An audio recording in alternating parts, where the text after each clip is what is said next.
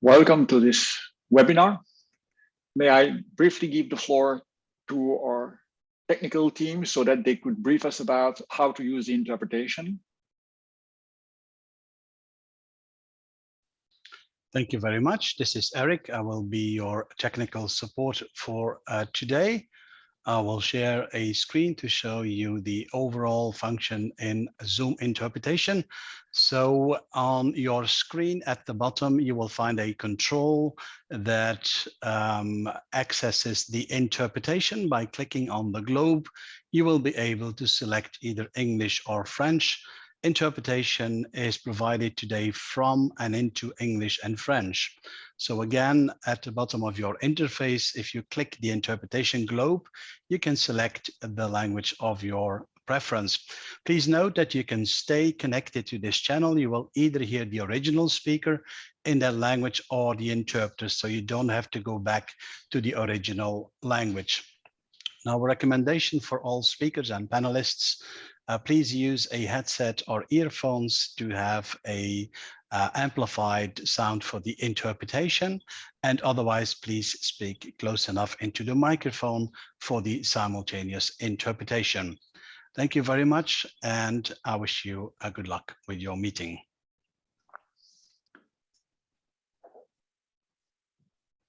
I will now hand over the floor to the moderator. Thank you very much for this indication, which indeed will facilitate the webinar. Welcome again to this webinar dedicated to the participation revolution. My name is Jean-Louis de Brouwer, and I am the director of the European Affairs program of the Egmont Institute. I will have the privilege to moderate a panel put together by the International Organization for Migration and dedicated to one of the most radical, but also less successful commitments of the Grand Bargain: the active participation of affected populations in humanitarian action, development assistance, and peace building, the triple nexus, is also at the epicenter of the Delivering Together pillar of the European Humanitarian Forum, and we are therefore happy to qualify as a side event of the first edition of this milestone in the consolidation of the European humanitarian leadership. The benefits of participation are numerous and documented. The empowerment of local populations, which is strictly in line with humanitarian and protection values, is indeed key to aid effectiveness and reducing aid dependence, as illustrated by, for instance, cash-based assistance, which has been actively promoted, championed by the European Union. Participation means that affected population will not only be invited to define their needs, but also will be directly involved in addressing the root causes of crisis, whether it is natural or man-made. And yet it seems that on the ground, it is still a far cry from what could be expected. The purpose of this conversation will therefore to dwell not that much on the why, but rather on the how, by highlighting success stories, but also identifying the obstacles. We'll do this by first looking at a short video, compiling testimonials of displaced persons, talking about their participation in humanitarian crisis. We'll then turn to our panelists. Altogether, they offer a wealth of experience in different situations and in different positions as humanitarians, but also local political actors. We shall then open the floor for questions from the audience. I invite you to use the chat box for that purpose, to be as concise as possible, and not to wait until the end of the panel discussion to introduce your question. Sam Grandy from the Transition and Recovery Division of IOM, who played an invaluable role in the preparation of this event, will help me in running the Q&A session. Before we turn to, at the end, the Deputy Director General of IOM, Ms. Uweshi Daniels, for some concluding remarks. You have had all the recommendation needed to use the interpretation. Be aware that this webinar is recorded and will be broadcasted on the Egmont YouTube channel, as well as on the IOM website. But enough with housekeeping, and let us now turn to the testimonials.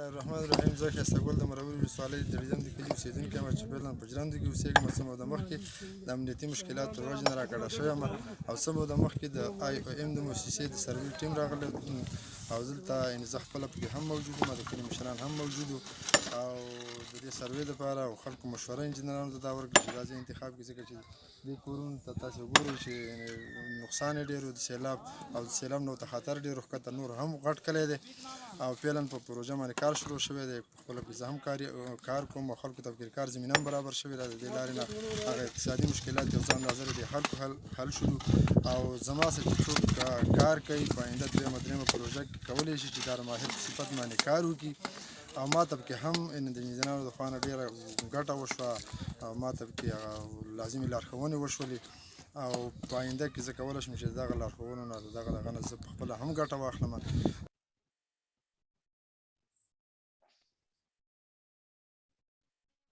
Que eu estou, Dona Lourdes, estou envolvido nesse grupo de Clube da Paz. Sou facilitadora desse grupo e faço diálogos com esse grupo. E falando do Clube da Paz, eu penso que é um grupo que ajudou principalmente na parte de relações entre as comunidades locais, assim como os deslocados. Nesse bairro onde estou a fazer os diálogos com o Clube da Paz, tem muitos deslocados, vários que vieram de vários distritos. Então, quando chegaram aqui, no início, houve muitos conflitos.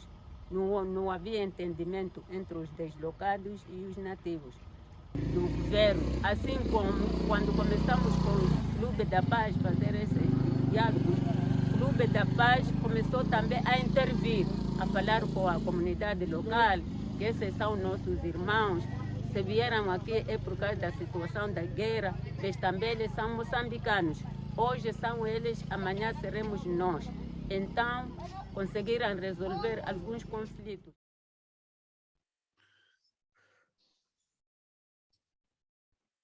Napakalaki po yung impact na sa akin bilang CWG ng Barangay Papandayan. Natutunan natin yung hindi lang yung pagiging CWG, kung hindi pagiging subordinates. Yung pagiging na-achieve mo o na-feel mo yung lahat ng mga taong barangay na nagkakaisa, hindi lang kung may naisip man lang na premyo, kung hindi yung porsigi sila na mapanatiling maganda yung kapaligiran.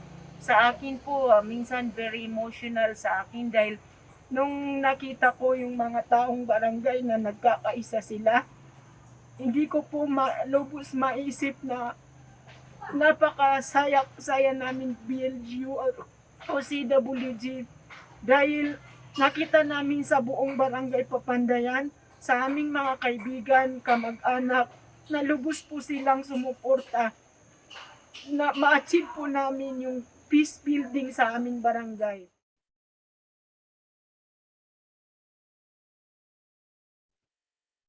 Participate inside lo IOM development plan lo Marafao. Miplo mama mipla bin brook lo women's focus group. Na main focus lo miplo mama mipla bin tok lo wara and need lo miplo mama. Mipla bin discuss lo disla. So mipla to thank you osem wanem tok mipla bin toki na wari lo mipla and mipla looking osem kai blong em come up mipla gating water supply now. Na mipla using this service, mipla to thank you. Osem 20 years ago, mipla bin drink gupla wara. Na now mipla gatim wara. So pepes na walk blue mipla mama now. Mipla mas kim awareness na educate him community or pikinin na family na lo look out him wara. How bang look out him wara so that mipla can continue lo drinking gupla wara na using this service na mipla to thank you.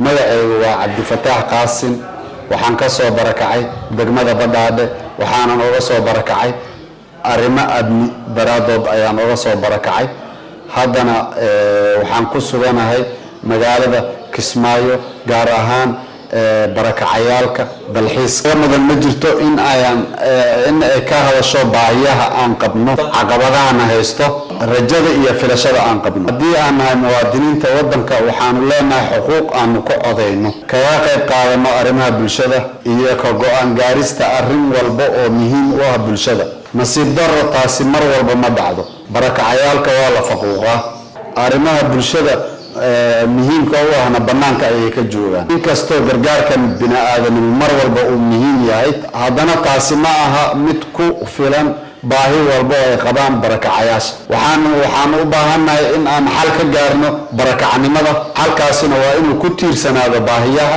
qoysaska deegaanka iyo qof walba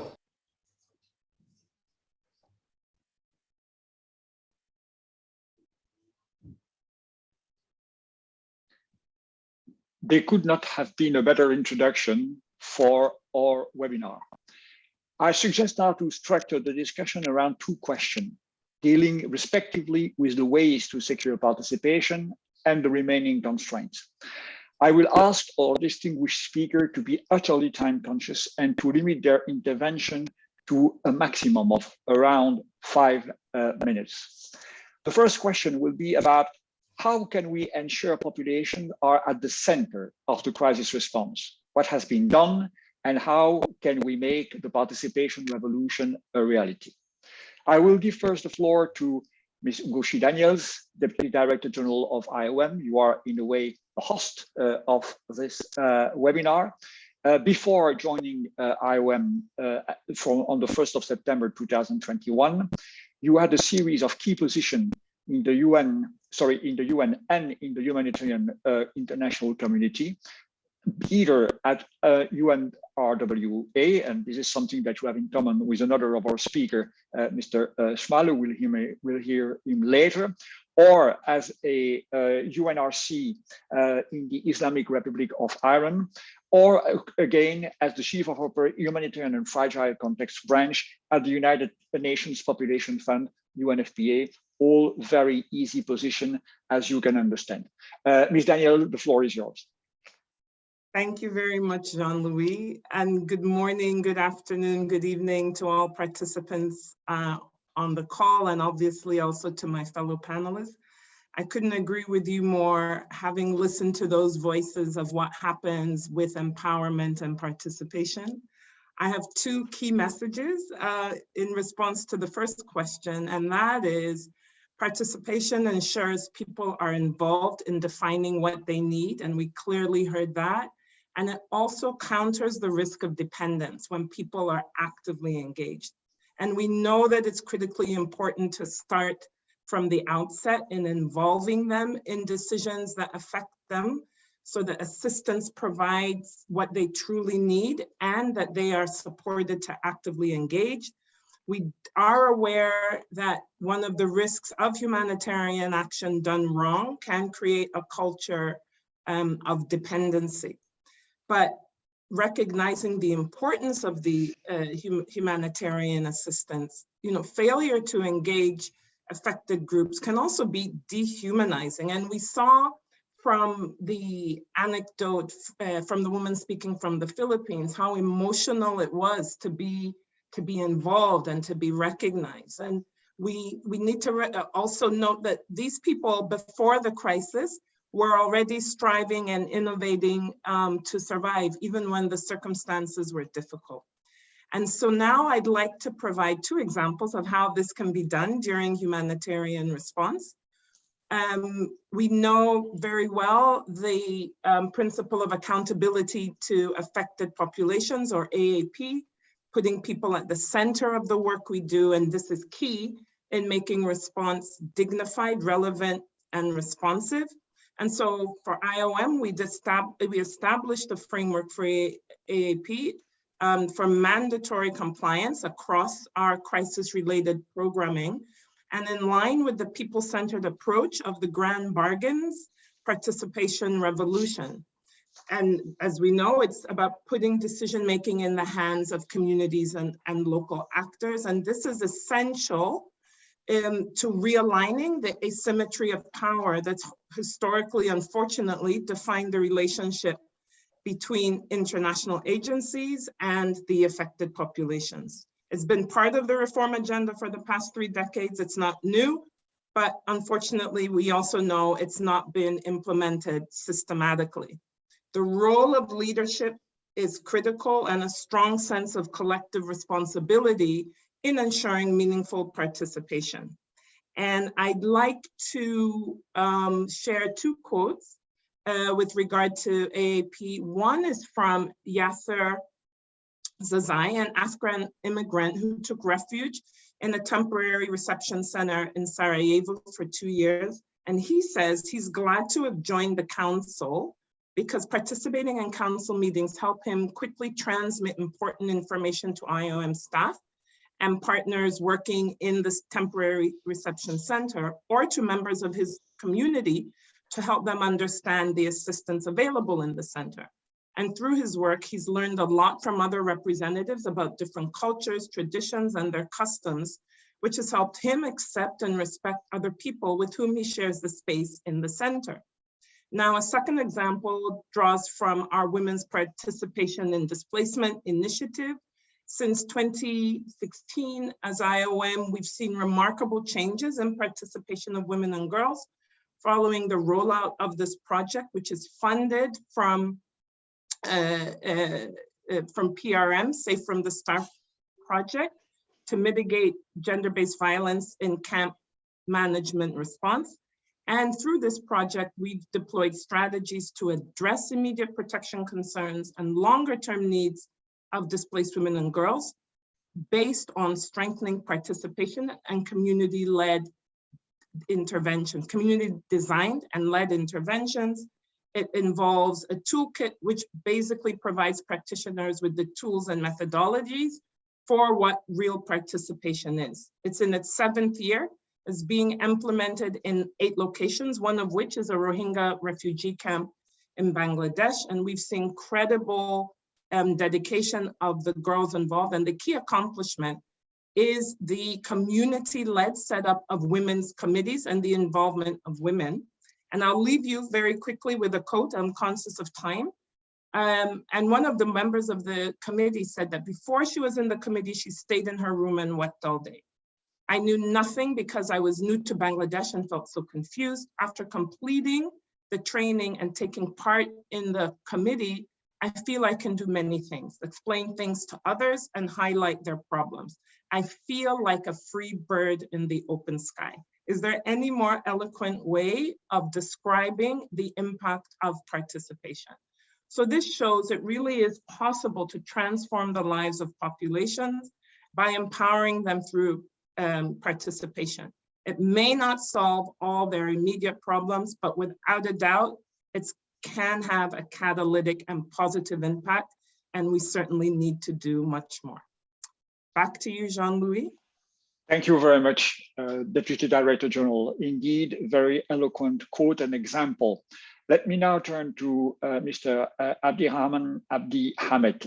You are Minister of Humanitarian Affairs and Disaster Management in Jubaland State of Somalia. But before that, Mr. Abdi Hamed, you had a very senior position as a senior official director general in different ministries of the Jubaland State. Mr. Abdi Hamed, the floor is yours about the same kind of question. How can we make the participation revolution work on the ground? Over to you. Thank you very much. And I'm very grateful to join this very important event, and greetings to all dignitaries who are participating in these events. Participation is all about empowerment. It means giving people the opportunity to be heard and their ideas put into use. And as a former refugee in Zambia who voluntarily returned to Somalia in 2016, and this gave me an opportunity to give back to my community and rebuild my country, I am better placed to project the image of full reintegration and make the participation revolution a reality by being given the opportunity to serve as a Director General in the Ministry of Interior, Jubaland State of Somalia, and currently Minister for Humanitarian Affairs and Disaster Management, where I transform more than 10,000 returnees and IDBs through reintegration program, that was supported by UN agencies and international organizations. Under Ministry of Interior, I formulated local government law that enhanced the participation of returnees and IDBs in governance process, especially in the district council formation. For instance, I spearheaded a Midnimo project that was supported by UN, which built government capacity to mobilize IDBs, returnees, and host community in their various socio-economic groups, including women, youth, and minority clans, to effectively participate in inclusive visioning, planning, and prioritization process for the identification of peace-building initiatives. So the process resulted in development of community action plans, provision of resources by various partners, and allocation of land by government for implementation of community priority projects to improve access to basic services. This improved the absorptive capacity of host communities and reduced potential tension over resources. The program also established a trained community-based local dispute resolution committee that included women, men, youth, and from IDB and returnee and host communities to identify conflict triggers, resolve and repair local conflicts. Conducting in-depth analysis of root causes of displacement and conflict enable communities to take the lead in seeking prevention-oriented solutions. Local leadership ensured broad participation of socioeconomic groups in dialogue session, facilitating a more comprehensive approach to solutions. Government, therefore, used community-based planning as a principal approach and entry point for building social cohesion among returnees, IDBs, and host communities. It has brought together various socioeconomic groups to jointly negotiate and prioritize projects to improve access to basic services, security, and recreation. The process facilitated acceptance of IDB returnees by the host communities, thus promoting sustainable integration. Community-wide art, culture, and sports events also contributed to improve civic participation and peaceful coexistence. Implementation of inclusive community dialogue, such as community action plan, reviews were part of a continued dialogue process with the decision makers. Joint planning and collaborative events improved perception of IDBs in the eyes of local community, creating peace dividends and further spurring investment in development. The program utilized a people-centered, community-driven, government-led, context-specific, area-based, and resilience-oriented approach. This entrenched ownership, sustainability, and engagement of multiple stakeholders. This was completed by supporting government for inclusive dialogue centered on comprehensive, locally led analysis of root causes of conflict, risk management, and capacity building.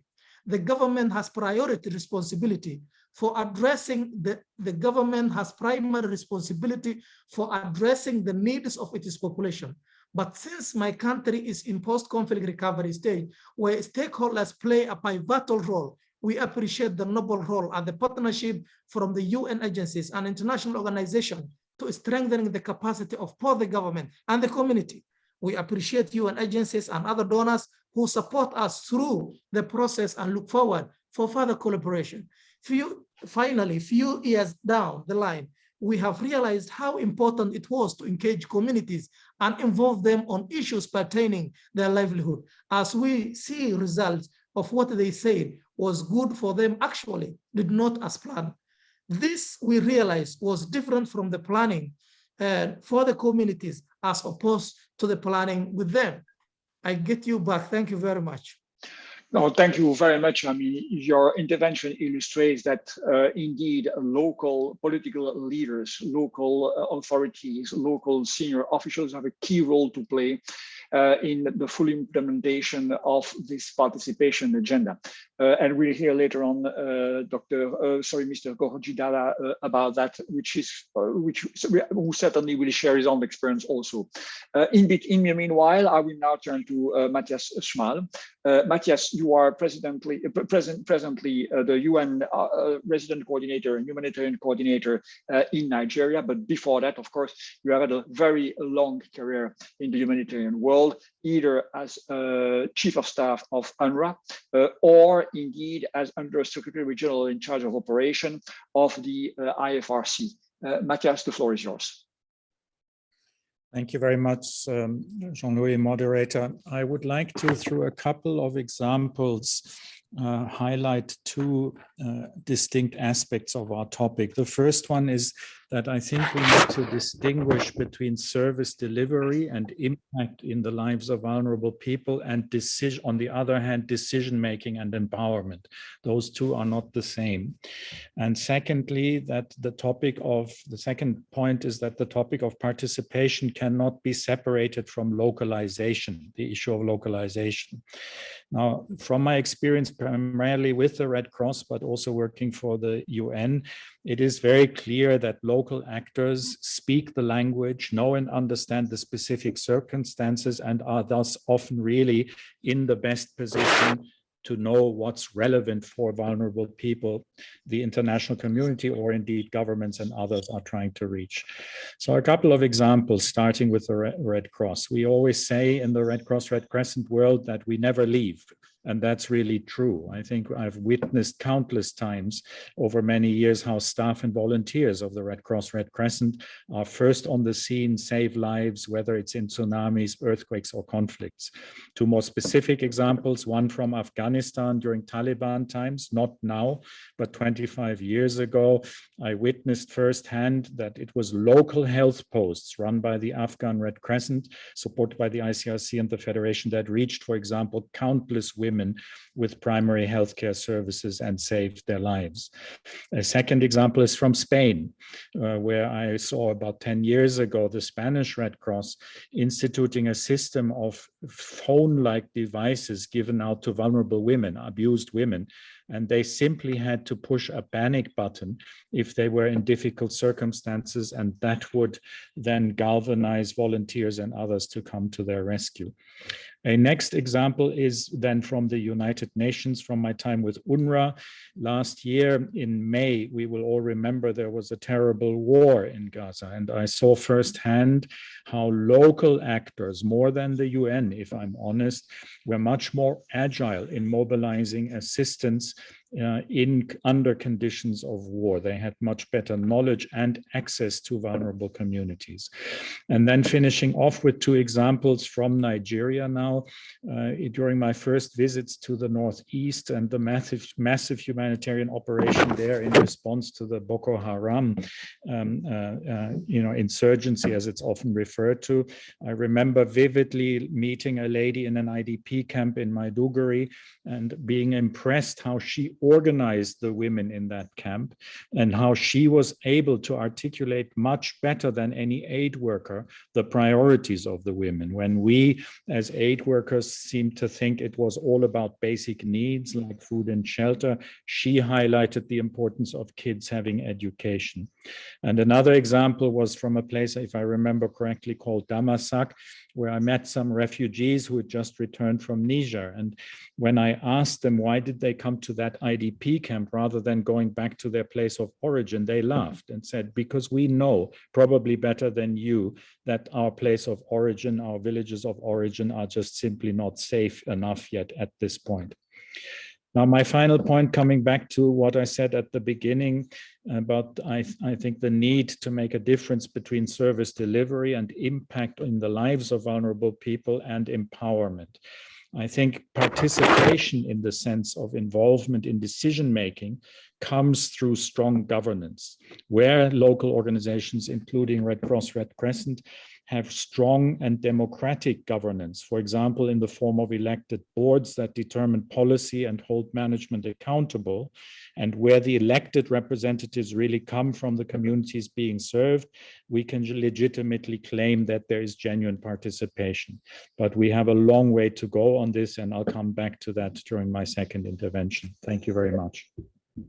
Yes, indeed, Matthias, you already anticipate the second round of intervention, which is about precisely this long way to go. What should be done, which hasn't been done yet to achieve this participation revolution. But before that, let me turn again to Mr. Koroji Dalla. Mr. Dalla, you are nowadays the chairman, the president of the Regional Council of DIFA, and you have now this position after having played a key role in different structure in DIFA, either as head of the Regional Department of Special Planning or Permanent Secretary of the Regional Chamber of Agriculture. Mr. Dalla, the floor is yours. Microphone, you're mute.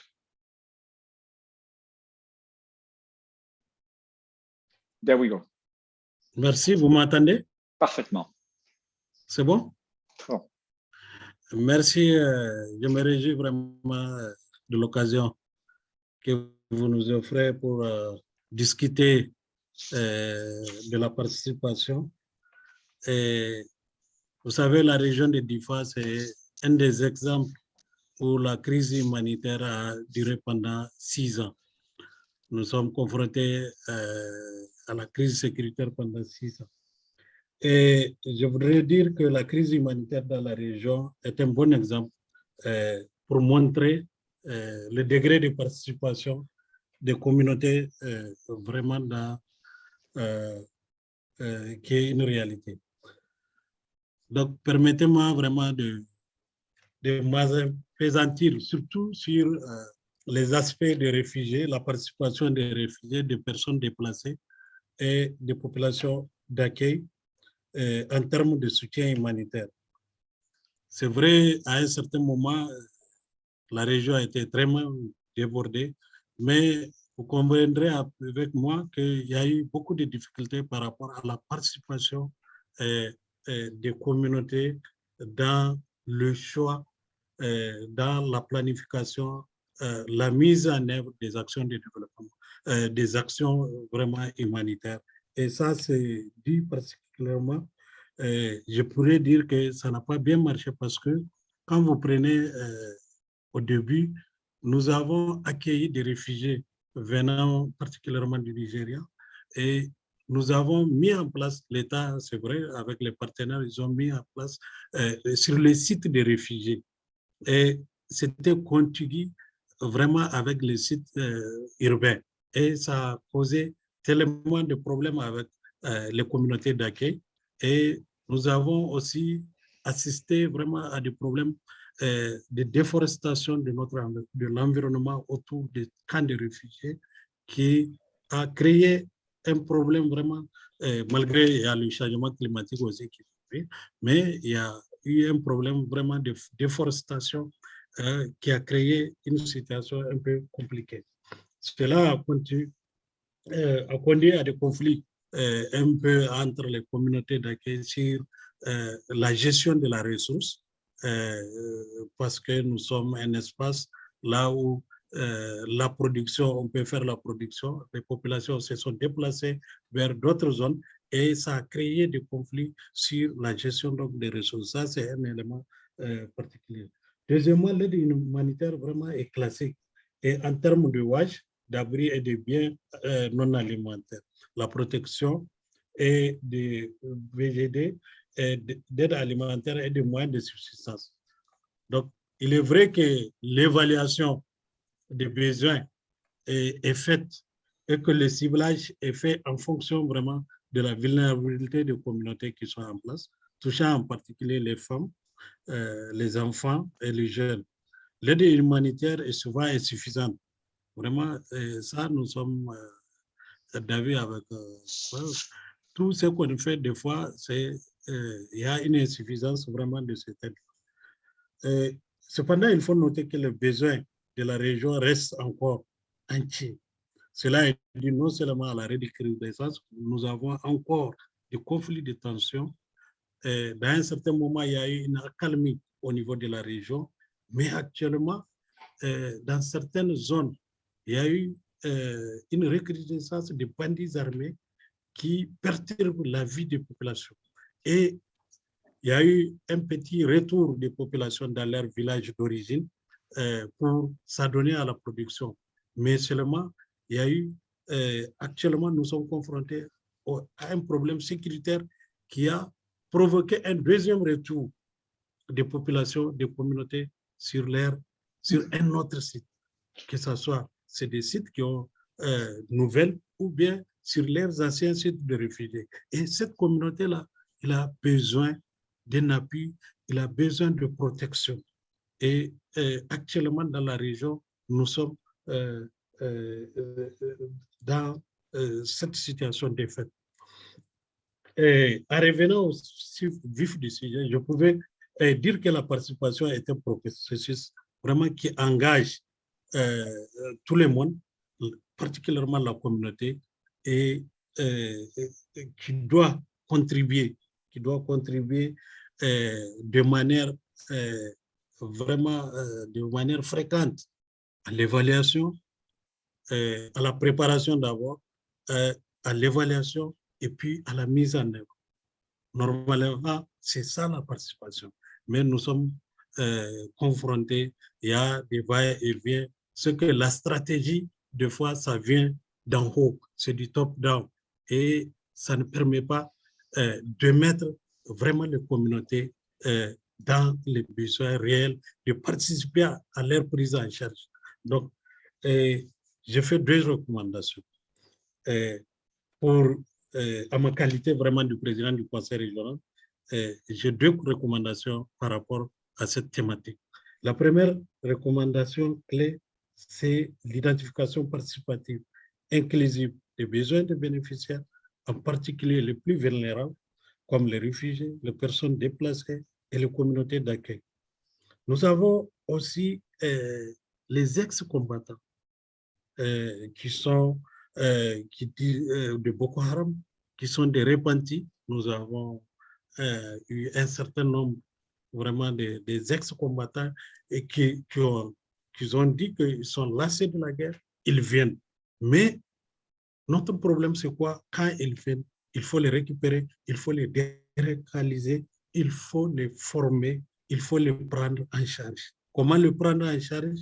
C'est faire le processus de formation professionnelle en lien avec leur situation d'antan. Et nous avons eu à prendre en charge un certain nombre sur les camps de Goudoumaria. Mais le problème, les formations données ne reflètent pas vraiment le curriculum ou bien les déshydratats des ex-combattants. Et ça, c'est un problème pour la jeunesse au niveau de la région. Tant qu'on n'arrive pas à former de manière efficace, donner une formation professionnelle aux jeunes, ces jeunes de la région sont toujours tentés. Notre problème premier, c'est vraiment comment assurer l'employabilité, comment former les jeunes et être efficace sur le marché du travail. Tant qu'on ne fait pas ça, nous aurons toujours des problèmes de retour dans l'enrôlement des groupes terroristes. Et la deuxième recommandation, c'est que et la planification participative, comme je l'ai dit, la prise en compte des besoins et les priorités des communautés vulnérables dans les plans de stabilisation.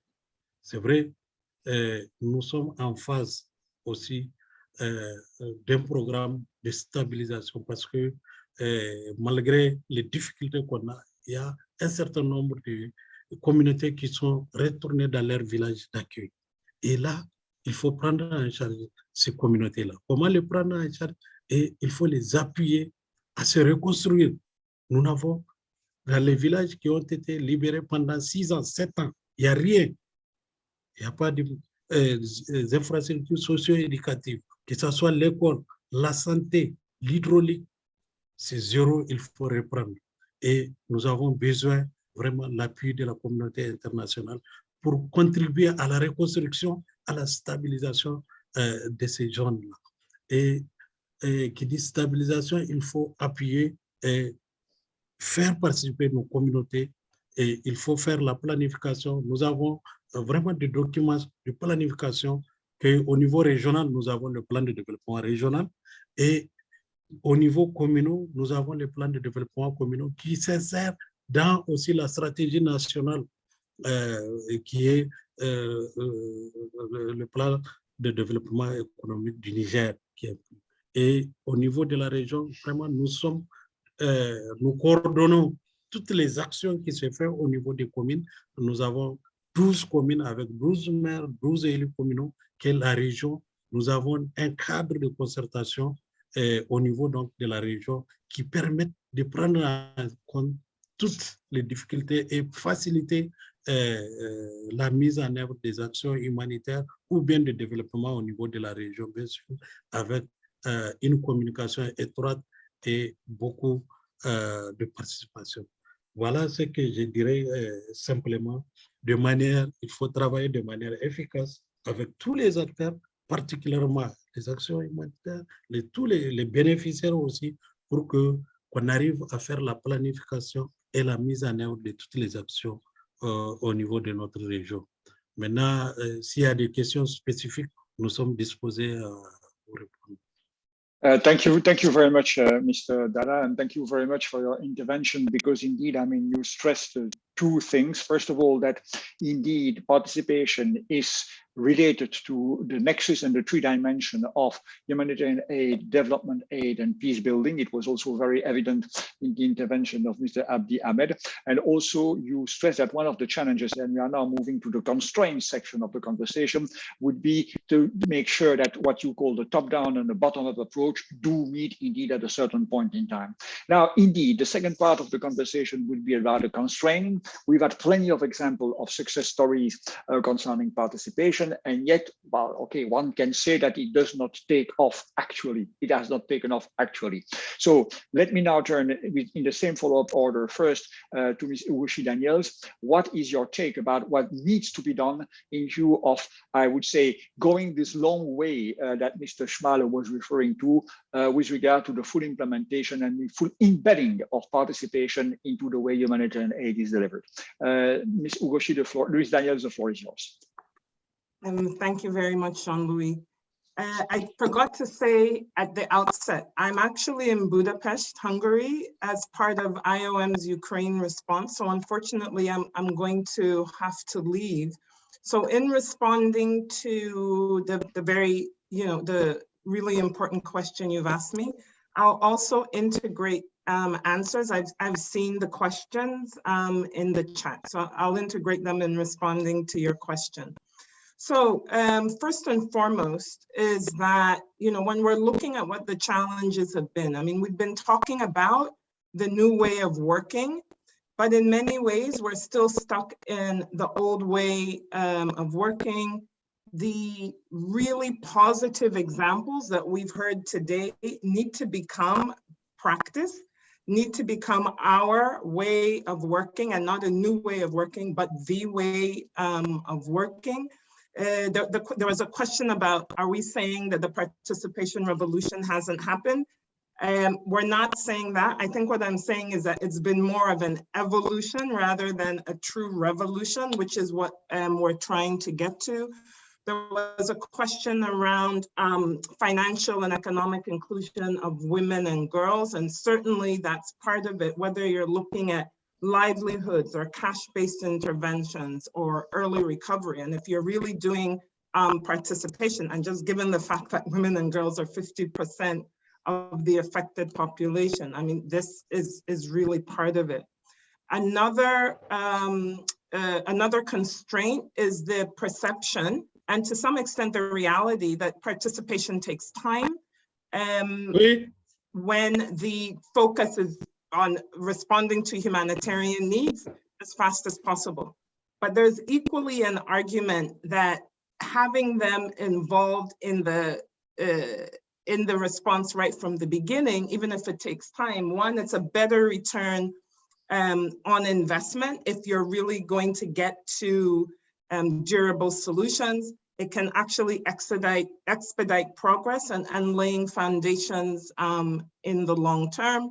Yes, there's also the comment about it's expensive to do, but again, it's about the return on investment and how to do it quickly. In my experience, what I have found is having socio-demographic data on the population that we're responding to enables, in a way, to somehow fast track understanding the demographic makeup, the cultural norms and practices, the social groups, the roles of women and other aspects of society, young people, people with disabilities, etc. So actually having a baseline understanding of that can actually minimize the amount of time. And I've relied on this in several responses. And then there's also the constraint with the perception of that participatory approaches extend beyond humanitarian core values, which I think gets to the point about the Nexus, and there was a question on that. Also goes back to the point about community-based recovery is actually a prerequisite for achieving durable solutions. And we talk about the silos, but if we're doing good Nexus programming, then we should be not just looking at the silos, but working in a holistic and integrated way, obviously, to get to the necessary durable solution. So I think what I'm saying in summary is that what we know as operational constraints should not continue to stop us from achieving the revolution, but we really need to be deliberate in understanding how we are going to engage the local community in the way we work, and we have to be committed to it. There was a question around how we as senior leadership are committed. I had talked about the tools that IOM has which ensure mandatory compliance, and certainly in my role, I'm committed to ensuring this throughout IOM's operations. And then I think a final point, throughout this panel, we've had really, really good examples of what participation looks like and how it's done. We've heard from local community actors themselves. So my concluding remark is let's get it done. We know how to do it. We know why we have to do it. We have the commitment. We need to deliver. And ultimately show that the principles that we say we uphold, that this is what it looks like on the ground. And so my final remark is that supporting the program of the State Minister of Jubaland, which demonstrates that when the right approach is used, it's possible to do this effectively and put people and their needs and motivations at the center. So let's set aside these constraints and really march forward with that commitment. And with that, Jean-Louis, I have to hand back to you and say thank you to everyone, but I need to leave now. Oh, thank you very much. Thank you very much, Yoshi. I mean, if you allow me, I mean, it was a quite impressive commitment from your side, and I mean, you already entered into the Q&A session, which is going to make our life much easier during the second part of this session. So indeed, it's about getting it done. I might have a couple of comments myself on that, but I will come back on that later. We wish you all the best in, I mean, this quite difficult mission, which is yours, or also all the other humanitarian organizations present in Ukraine and in the neighboring country. This is, of course, I would not use the word unprecedented situation. It is a situation we are not used to in the European region, let's put it that way, but other regions of the world have already been confronted with these kind of terrible crises and their humanitarian consequences. So again, good luck to you, good luck to IOM, and good luck to Ukrainians, maybe mainly. Thank you very much. Now, let me turn to Mr. Ahmed. I mean, there was a reference to what you're doing and the way IOM would support your plans, but still, I mean, when implementing and when rolling out this plan, what kind of obstacle do you meet, and what do you do to overcome this obstacle? Mr. Ahmed, the floor is yours. Microphone.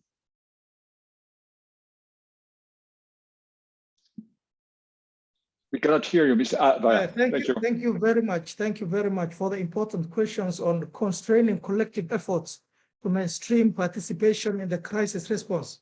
One is fear of the negative.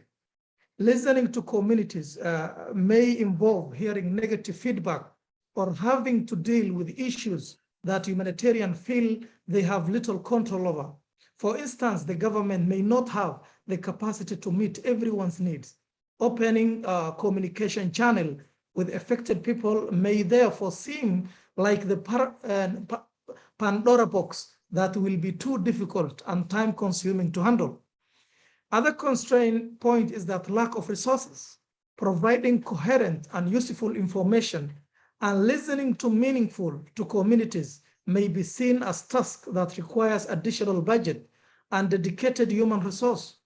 But as resources are strained in most emergencies around the world, community engagement often is not considered a priority investment.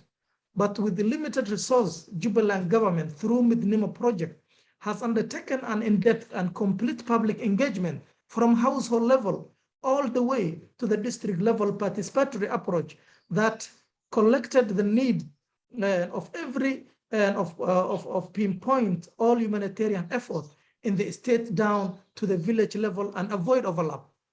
This was a pilot project that became a successful in Jubaland and indeed Somalia, and hopefully will replicated all over the state. Other point is that competing priorities. In any emergency, time is always of the essence. Life-saving assistance needs to be provided quickly, and taking the time to consult with people may seem counterproductive. Food, water, shelter, and health often are considered as the only and the most pressing priorities in a crisis. Other point is limited technological or technical capacity. Both the federal government and the member states lack both technical and financial resources in undertaking through public participation and resource mobilizations. Absence of government in most areas is another major hindrance in proper and fruitful public engagement.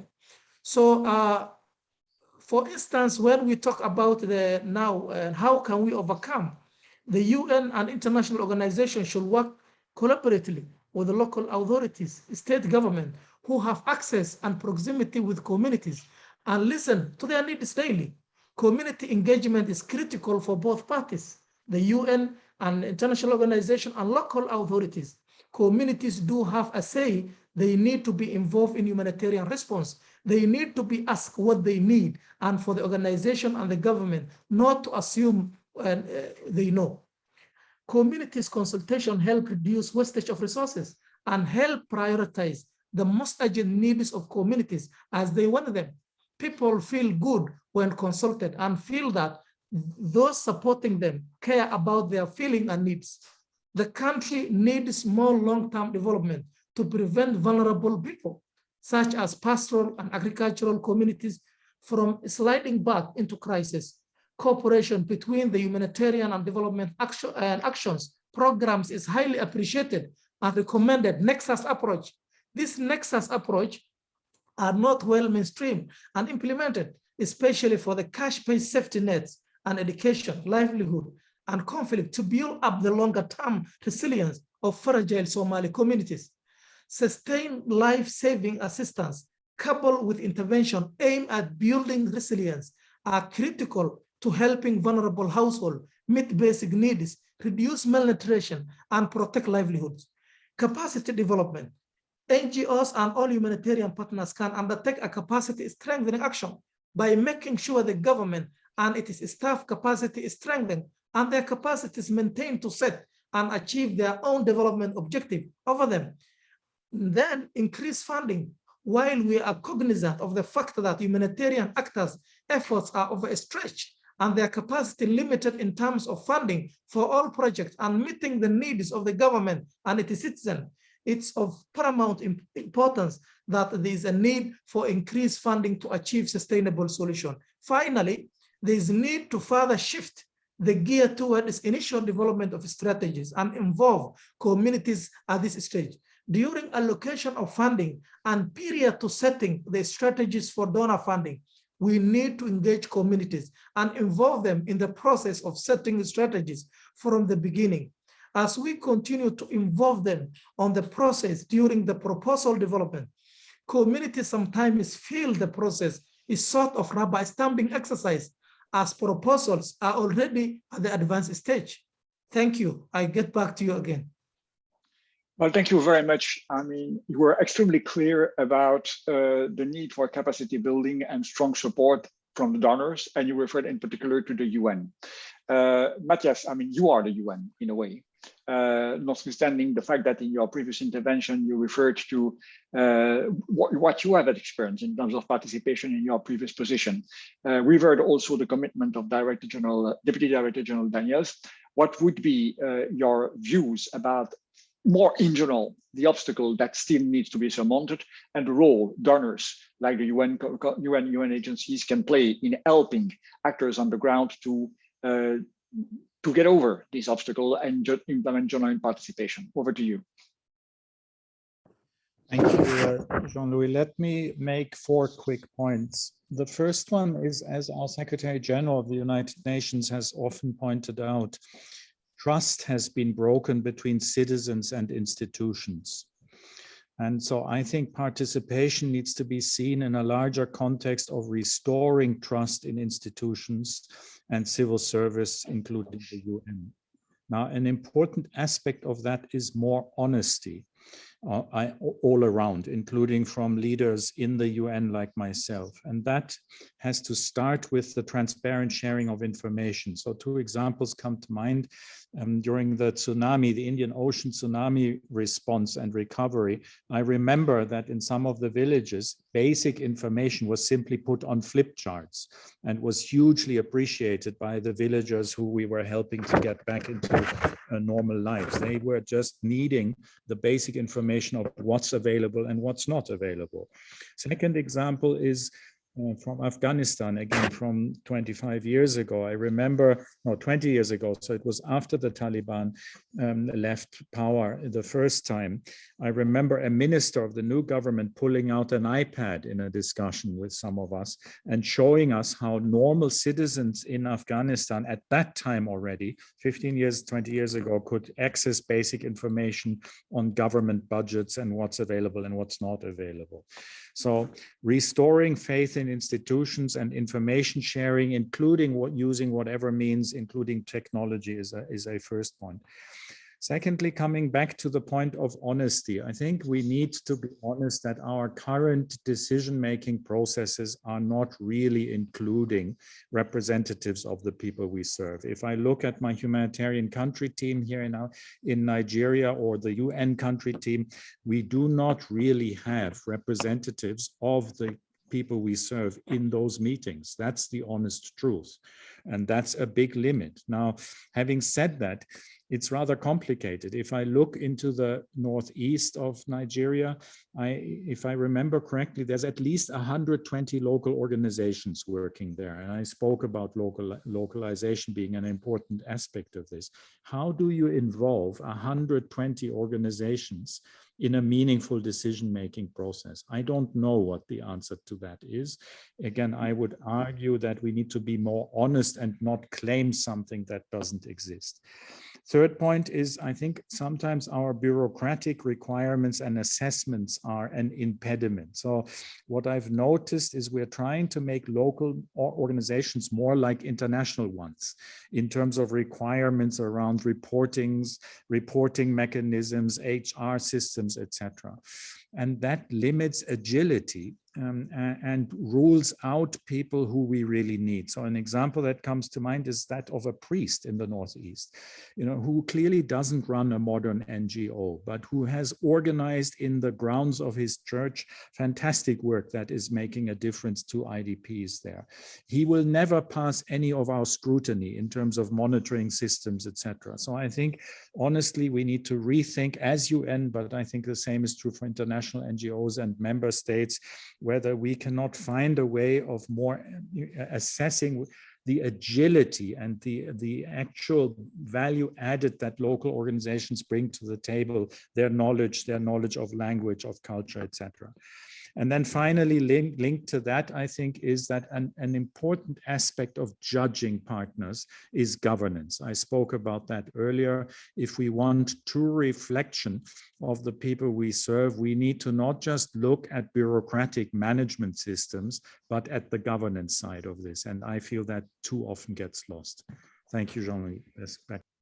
Thanks to you, Matthias. I mean, I must say that your 4 points are telling a lot about,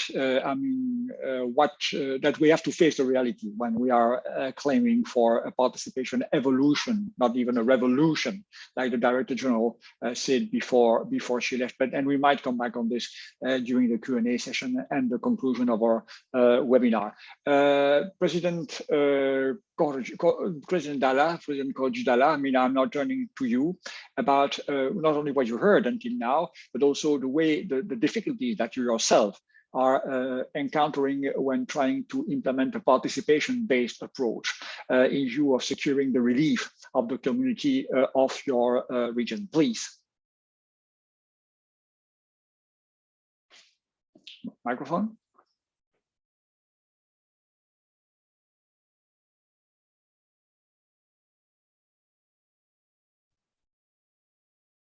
Allô? There you are. C'est bon? Oui, si vous pouvez reprendre la question un peu. Non, je vous demandais donc, faisant suite à l'intervention extrêmement lucide de M. Schmal, à votre tour d'évoquer les difficultés que vous rencontrez dans la mise en œuvre de cette participation que vous avez décrite lors de votre première intervention, de cette participation des communautés locales dans l'effort d'aide, d'assistance et de reconstruction de la résilience dans la région dont vous êtes le président. Ok, merci. Je pense que pour un des principes de la participation, c'est la communication. C'est vrai, nous avons au niveau de la région de Difa, nous avons la coordination des actions humanitaires à travers OCHA, mais il faut qu'il y ait une communication avec cette coordination de toutes les actions humanitaires avec les communautés locales. Pourquoi j'ai dit ça? Quand vous prenez un exemple, des fois, on peut avoir 2 ou 3 humanitaires sur un même site, la même action, et nous avons, par exemple, dans le cadre de la mission, nous avons effectué une mission dans les 12 communes et nous avons été sur un site de réfugiés qui est le site de réfugiés de Sem, qui est composé d'à peu près 35 000 personnes. Sur ce site, nous avons 17 partenaires humanitaires qui travaillent. Et nous sommes allés, mais malgré tout, nous avons un problème d'eau. On ne peut pas comprendre. Vous savez, l'eau, c'est la vie. On n'arrive pas, la capacité des besoins en eau de la population, on n'arrive pas à satisfaire. Ça, c'est un point de la non-participation parce qu'on n'a pas communiqué. Il y a un déficit de communication entre tous les acteurs autour de ce site de réfugiés. Et puis, il y a un besoin de coordination. Nous avons posé le problème. Il y avait 2 partenaires qui ont prévu, il y avait un centre de santé qui est construit par un partenaire. Maintenant, il y a un deuxième qui vient faire sans une information, sans une participation, sans une communication, il vient faire la même chose sur le même site. Et ça, c'est des problèmes vraiment de communication et de participation. C'est pourquoi nous avons des problèmes et il faut communiquer, il faut dialoguer avec les communautés locales qui sont responsables vraiment des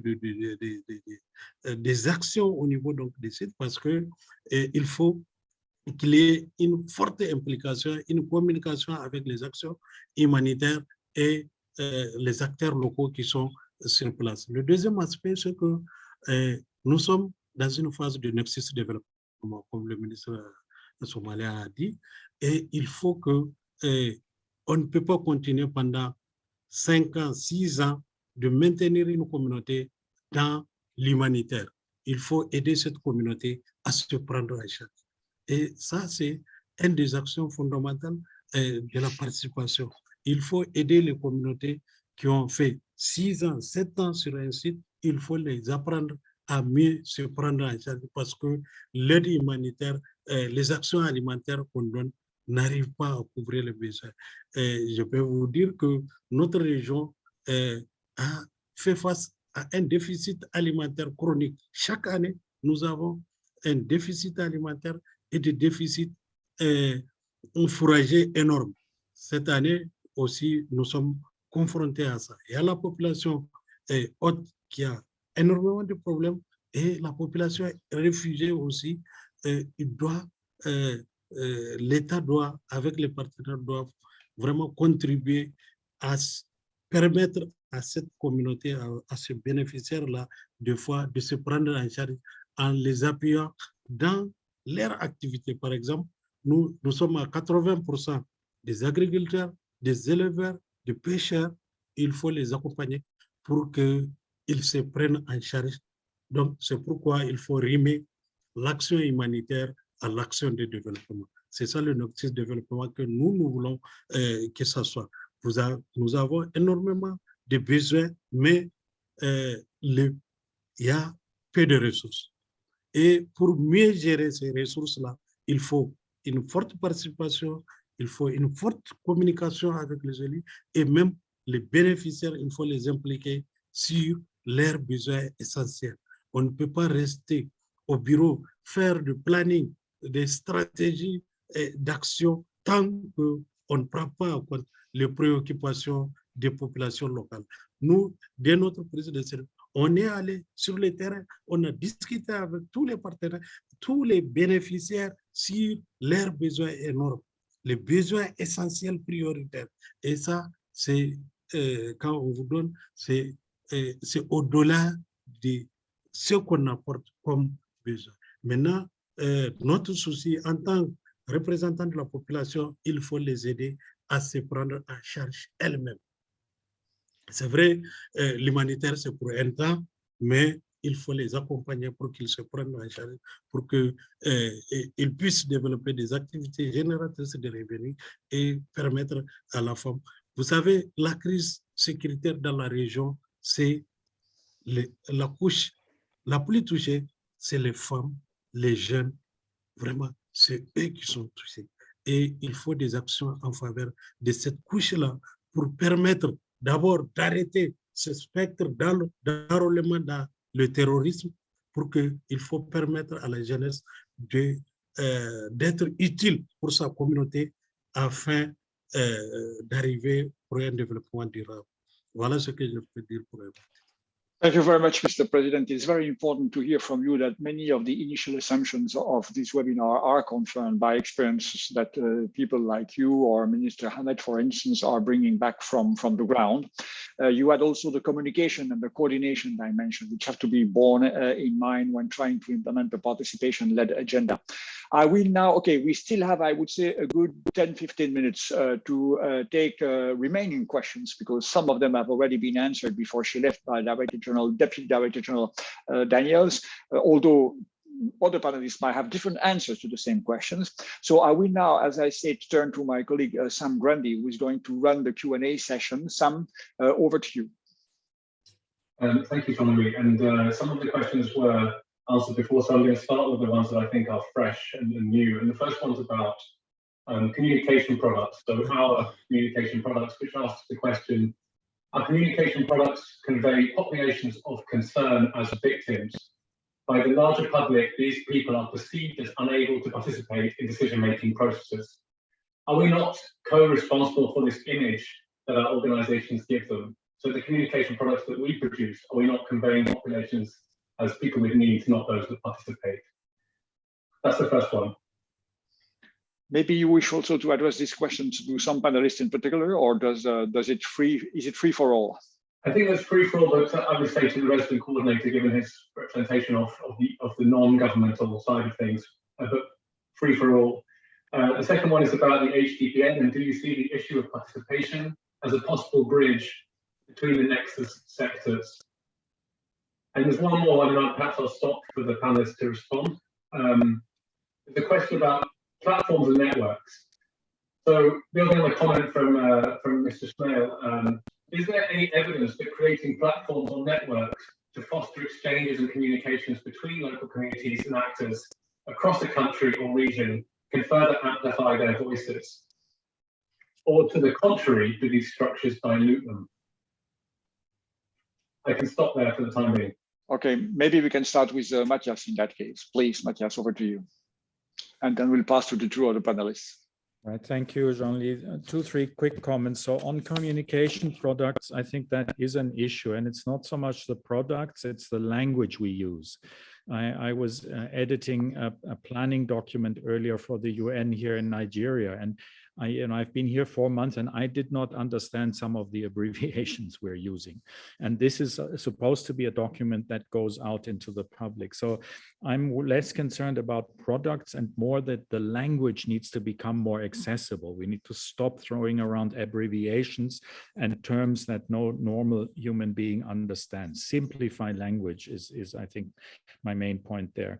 Secondly, on the nexus and bridging question, I want to pick up on what Ugochu Daniel said. I think we really have to be honest that we have not seen so far a revolution, but it's more evolutionary stuff. And for me, it's less about, is this contributing to bridging the nexus? Again, there's terminology we use that I'm sure some of our listeners and participants will not be familiar with.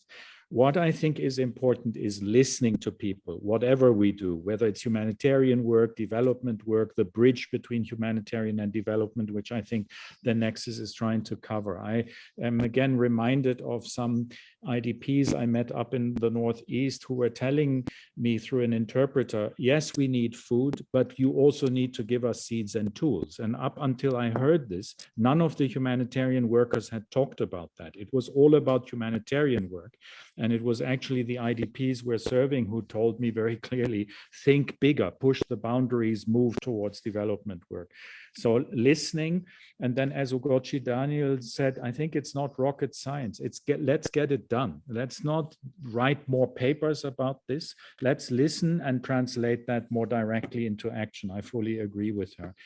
In terms of platforms and networks, I don't know if I have a competent or intelligent comment on that. I mentioned earlier, in the Northeast, there's 120 or 150 organizations involved, local organizations. And I don't know what the answer is to organizing a proper dialogue with them. I think networking is important, but I think we need to think this through a bit more. Back to you, Jean-Louis. Thank you very much. I was going to unmute myself. Mr. Abdi Hamed, I mean, what about these communication challenges that you haven't touched upon yet in your previous intervention? How do you see that from where you are and taking into account your present responsibilities? Over to you.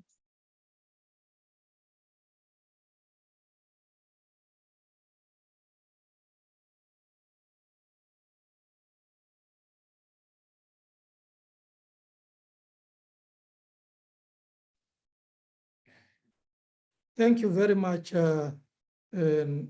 for getting me back again. An issue related to the communication when it comes to the publication from the UN agencies in terms of when it comes to the translation of the real situation of the people.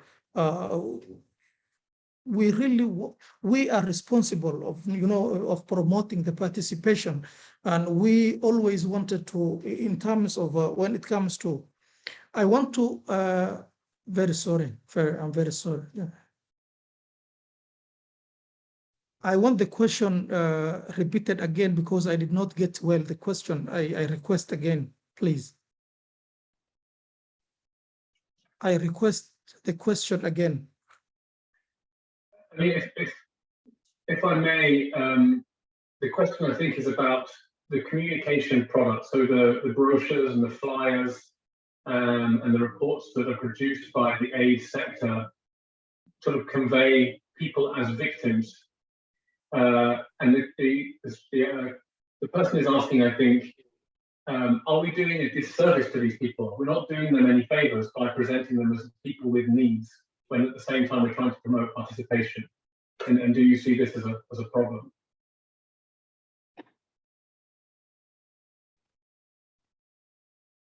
Oh, thank you.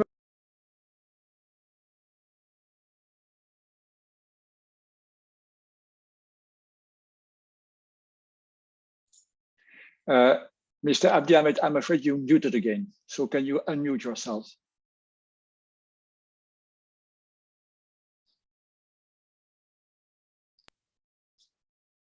Thank you very much. According to the communication, the way the UN agencies, the projects and the reports are being made, myself, according to my perception, there is an exaggerations of when it comes to presentation of the real needs of the people.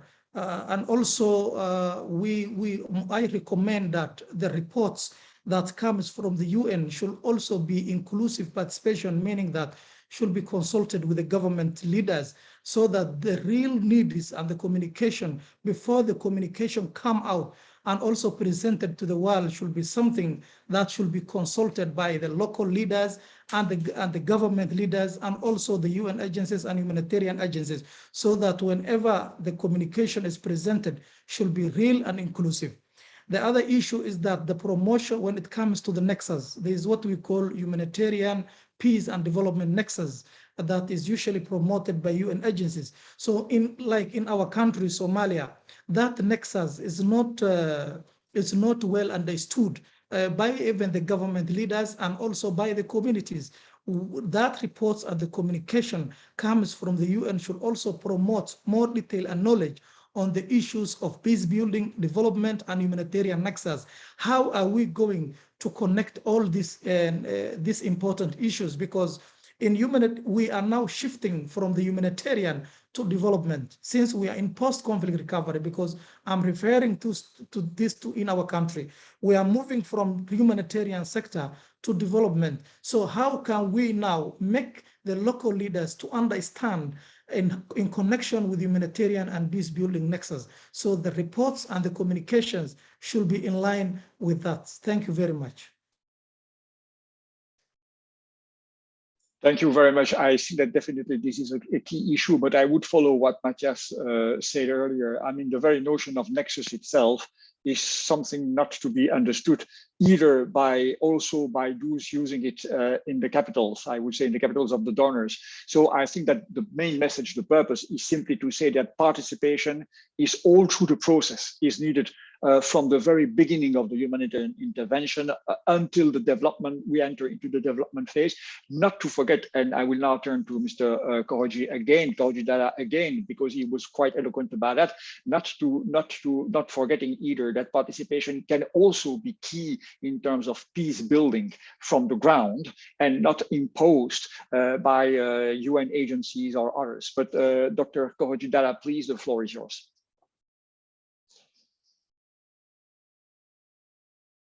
You're mute, Mr. Koroji, you're mute. You're muted. Please unmute yourself.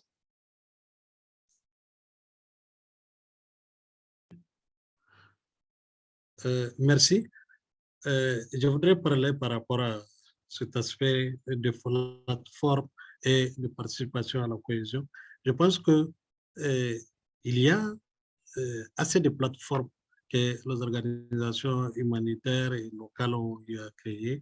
L'idée, c'est de venir renforcer ces plateformes-là en les indiquant les actions, les principes essentiels de la participation pour qu'ils soient utiles. Parce que ça ne sert à rien de créer des plateformes qui sont déjà existantes, des cas similaires, ça risque d'être des diplômes. Quand je prends au niveau de la région de Diplôme, nous avons des institutions comme le programme de cohésion communautaire de l'OIM qui fait vraiment des actions très concrètes en faveur vraiment de nos communautés. Ce programme de cohésion communautaire, il appuie vraiment, il travaille de façon très active avec les communautés locales sur les actions à conduire. Et ça permet aussi de maintenir la cohésion sociale au sein de nos communautés parce que actuellement, la question du changement climatique, la question de déforestation de l'environnement et la rareté des ressources au niveau donc des communautés fait en sorte qu'il y a des régissances, des conflits intercommunautaires et qui est en train de saper, à part la crise de Boko Haram, nous avons aussi un problème de cohésion intercommunautaire autour de la gestion des ressources. Et si en renforçant, c'est vrai, ce programme de cohésion communautaire a pris fin, mais je pense que ça va aller et il faut renforcer pour que ce programme des Nations Unies puisse travailler de concert avec les communautés locales, prendre de bien planifier et appuyer vraiment la gestion des crises au niveau donc, des communautés. C'est pour vous dire que nous ne pouvons pas travailler en singleton par-ci, par-là. L'idéal, c'est vraiment de communiquer, de faire un réseautage de façon active en communiquant, en faisant participer vraiment les communautés pour que les agences aussi puissent travailler pour qu'il y ait beaucoup de dialogue pour créer vraiment la synergie entre ces partenaires et les communautés locales. Parce que quand vous voyez, il y a des fois, quand on écrit des aspects communicationnels, des fois le pouvoir local ne comprend pas. Vraiment, il y a un manque de dialogue entre les actions qui se font sur le terrain et des fois, ça crée des frustrations entre la partie gouvernementale et les actions. Et ça, il faut prévoir vraiment assez de dialogue entre les communautés locales, les représentants des communautés locales et les actions humanitaires au niveau régional. Je pense qu'il faut renforcer ces plateformes-là pour qu'elles arrivent à mieux travailler de concert avec la partie gouvernementale. Merci. Thank you very much. It's a very clear answer based again on experience, your experience on the ground. Sam, we are now getting near to the end of this webinar. Maybe one last question, please, over to you. Sure, with pleasure. There's one new question, particularly the government counterparts. And it says, you mentioned participatory local development plans and how they feed up into regional national plans. From the local level example provided, though, how far is participation reflected in the regional or the national plans? And is there funding for this?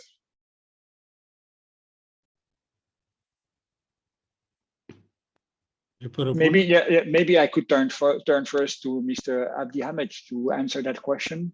The connection between the local, the regional, national level in terms of funding stream also. And then I would turn to Mr. Korochidala. Matthias, if you have something to add on this, please feel free, but I have the feeling that this question is more addressed to local actors. So Mr. Abdi Hamed first and Mr. Korochidala comes next. Please, over to you. I think the voice of Mr. Grandi is not much clear to me. I want you as a moderator to clear the question so that I can answer, please.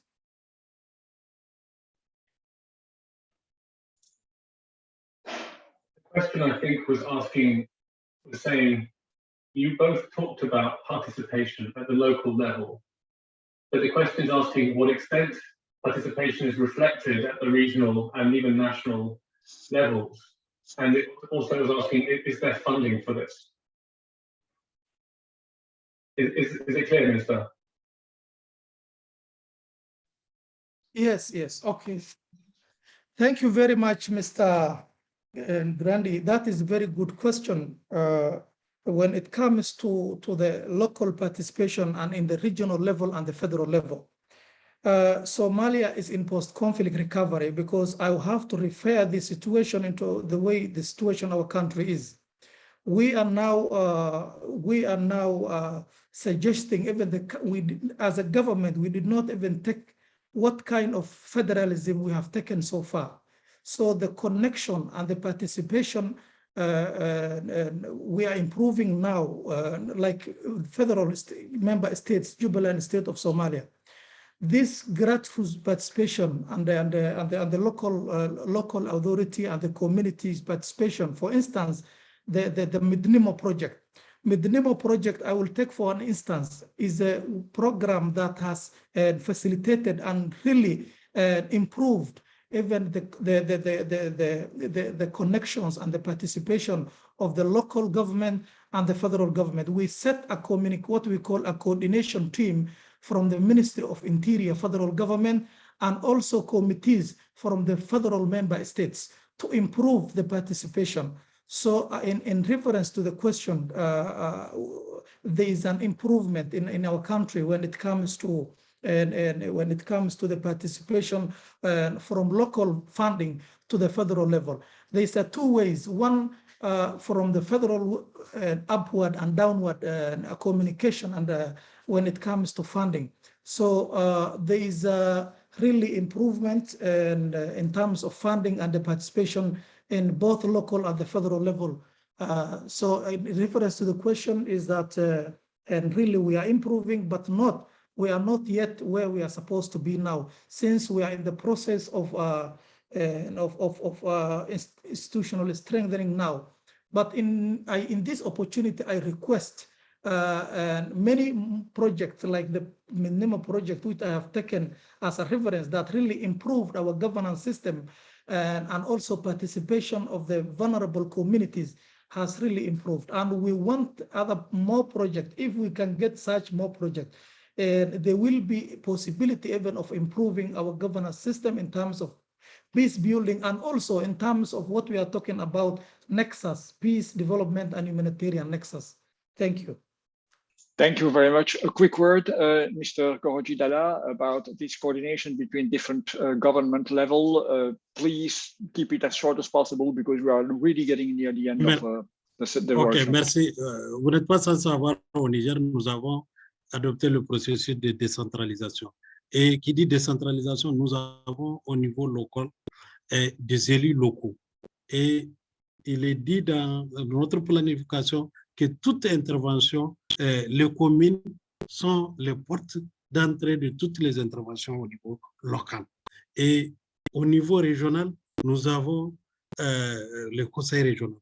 Vous savez, quand on fait toutes les actions de développement doivent se faire au niveau local, et toute intervention au niveau local, il y a les maires et les conseillers municipaux qui doivent être informés de toute action d'un partenaire qui fait dans les communes au niveau de la base. Et ça doit remonter au niveau donc régional.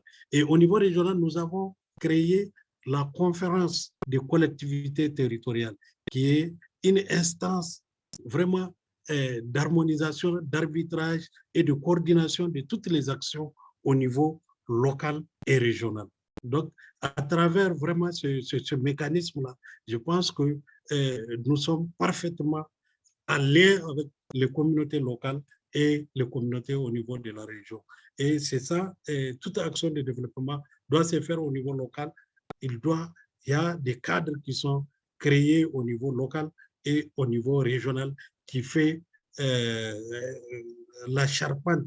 Et il y a des réunions périodiques de coordination, de mise en œuvre donc, des activités au niveau. Donc, et tous les partenaires sincères, nous au niveau de la région, nous avons des cadres, des clusters au niveau donc, de la région, et au niveau communal, nous avons, avec les maires, il y a un partage d'informations et de communication sur les actions qui se font, quel partenaire est là, quel partenaire, et s'il y a des actions à mieux gérer, à mieux arbitrer les choses, c'est au niveau régional à travers la conférence des collectivités territoriales qu'on les crée.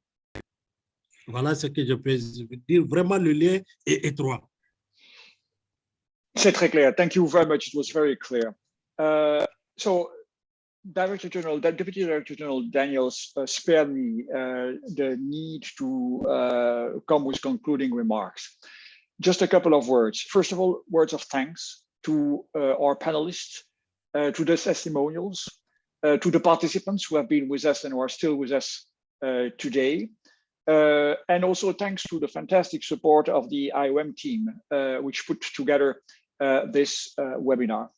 I mean, this is clearly work in progress. And that's the very purpose of the Humanitarian Forum, which will now take place in the early days of next week in Brussels. That is to say that the occasion is taken to regularly take stock of, I mean, these key challenges that we are confronted, you are confronted in implementing humanitarian aid, but in a broader dimension, linking also development aid and peacekeeping. I'm pretty much online with what we heard from both Ugo Daniels and Matthias Schmal, but from both of you also, Mr. Abdi Ahmed and Mr. Kohojidala. It's first and foremost a question of mindset, I mean, just listening to the people and speaking a language that can understand by them, considering them as adults, not as children that should be aided by all means, and being aware that they can also have a voice, have a feeling, express their voice. That's, by the way, the title of this webinar today, about what they need, about the future, because after all, it's their future, it's the future of their children, it's their safety, it's their security, which are at stake. I remember when we initiated cash distribution, or we were pushing for using more cash distribution in implementing humanitarian action, at a certain point in time, we were asking the question, why not cash? In other words, if you don't use cash, explain why you think you should not use cash. I would say, why not participation in that case? But it's again a question more of mindset than of process. So we really do hope, together with the organizers of this webinar, that this conversation helped, I mean, slowly but modestly, but still, changing that mindset, making sure that this is getting done. There will be further conversation in the framework of the European Humanitarian Forum. There might be actions taken, still to be seen. We might still need to, I mean, put together a few thoughts. I would not dare to say recommendation, because it's going to be, again, one of these handbook, I mean, the handbook of participation. As I said, it's more a question of behavior, but we might need some training, some sensitization, which would indeed, like we did today, help us to benefit and understand, to benefit from contribution like those of Mr. Abdi Ahmed and you, Mr. Kohojidala, that people from the ground, they know what it is and they know how it can work, and they know that what is needed to make it work. Again, thank you very much. I wish you all a good afternoon, a good evening, depending on whatever you are. And we'll certainly meet again about that topic, which is indeed a key recommendation flowing from the Grand Bargain that should not be lost sight of. Thank you very much again for your participation. See you all soon, I hope. Bye-bye. Thank you very much. Bye-bye. Thank you. Thank you for being the best moderator. Thank you. Bye.